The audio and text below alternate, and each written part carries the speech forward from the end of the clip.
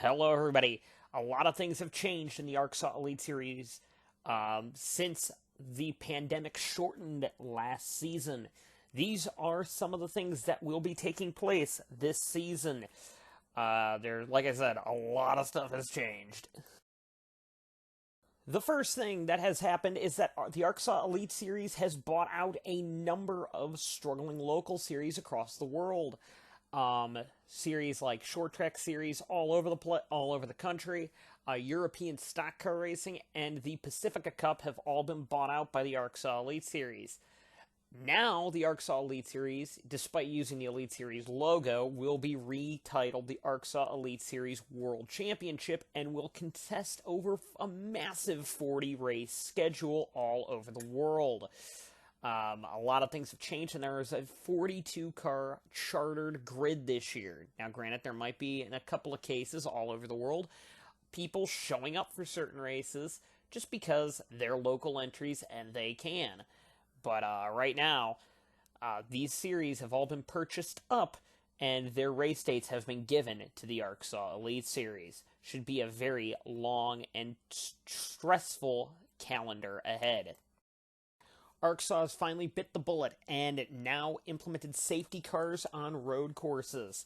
The safety cars on road courses will take place now. Full course yellows are something that we will see going forward. After a couple of notable accidents on road courses have required races to be red flagged. Now, by having a safety car procedure, the race will restart double file there, with all cars more than one lap down on their own merit removed from the race. So on road courses, you have to be, if you're 2 laps down or more, you are out. Every driver gets their 1 lap back at the end of a safety car period on a road course, and it will be a double file restart. That way, we can get safety equipment out to the drivers without stopping the race, per se, and taking care of that as such. So, safety cars on road courses. There will be a new point system this season that will award the top 25 points this year. The top 25 getting points will therefore work for both the Constructors' Championship and the Drivers' Championship as we keep going throughout the season.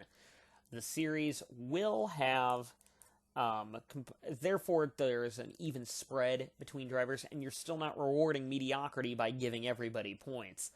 With that being said, 75 points for the winner, all the way down to 1 point for last. I believe the top five finishers all have 5 points separating them. Then it goes 4 points separating them. For the next 5, 3 points separating them, 2 points separating them, 1 point separating them. So that's how the point system will work. Double points will be awarded at 4 races, possibly a 5th one. They're still waiting to hear out how that is going to work. But yes, there is a new point system this season. I will post it up here right now.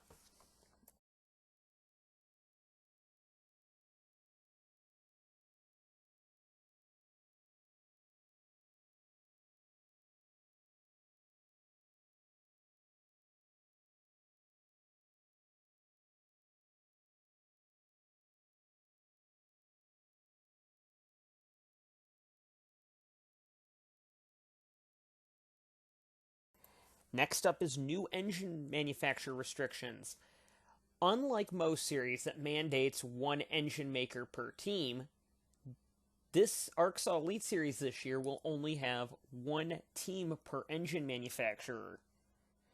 And that is very interesting this year because you now have one team that is running 2 manufacturers, which is both the Saturn and the Pontiac that the ARCSOA America team is running, but that also means that a lot more manufacturers have been able to come into the series. Manufacturers like Matthews, Lycoya, and some privateer. Those are some privateer ones.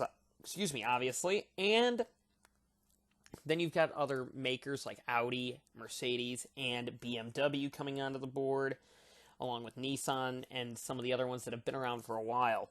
So you have to keep that in mind this season because we're now getting into huge manufacturer wars and huge wars for whoever can get the best car off the grid.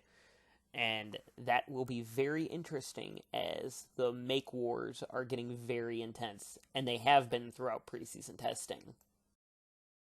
Next up is a modified driver conduct penalty code, which is previously was known as the 3 strikes rule. But because of the elongated calendar this year, they're now changing that to 5. So if you get 5 penalty strikes on you, you're out for a race, which is very different than the old 3 strikes rule that we used to have.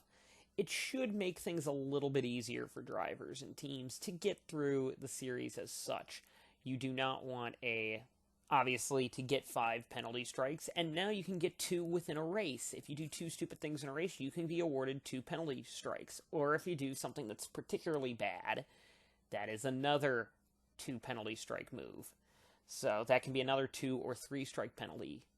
So now the penalty code is a lot more versatile before, when it was a very hard line system. And it's a lot more open on ARCSOA's chief stewards to reward and hand out those penalty strikes based on the specific action on the track.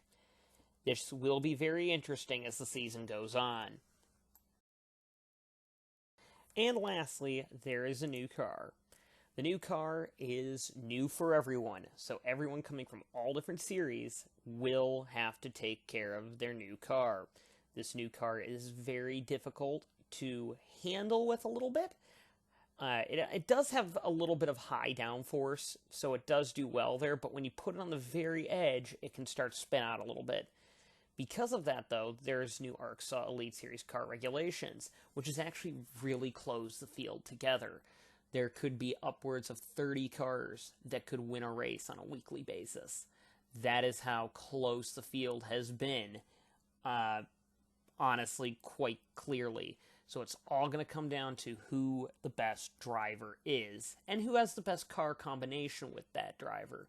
There will be some cars that are going to perform better than others, and so far through the first 2 preseason tests, there have been.